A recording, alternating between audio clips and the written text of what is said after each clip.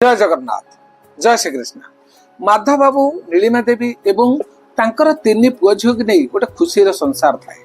माधव बाबू गोटे छोट कंपनी काम करती आ परिवार को सुखरे रखती। दिने हठात माधव बाबू देह खराब है। सहकर्मी माने नहीं हॉस्पिटल रे एडमिशन कले एवं तांका स्त्री को खबर देले। नीलिमा देवी जिते खबर पाइले हठात जाई हॉस्पिटल रे पहुंचले एवं तांका देखा रेखा कले। एमिति भाबरे 6 मास बीतीगला।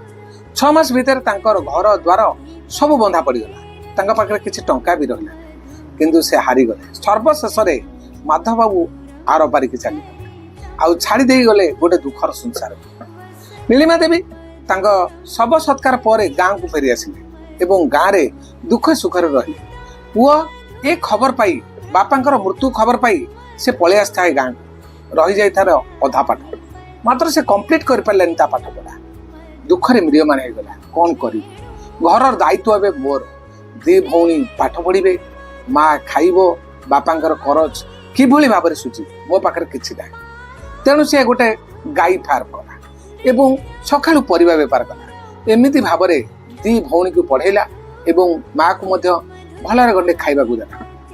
एमिति भाव में संसार चली थाए। दिने बड़ भौणी बाहागर प्रस्ताव आसिला एवं बड़ भौणी की बाहागर करने से करज नहीं तार भलरे बाहागर करदेला। एमिति भाव में से 12-13 लाख टंका करज करदेला। रमेश करज बढ़ी बढ़ी चलला किंतु कमिलानी। से माधव बाबू करज को सुझी पार्लानी। बड़ भौणी बाहागर करज ना। एमिति दिन राति मेहनत कला परे से सान भौणी बाहागर करने चिंता कला।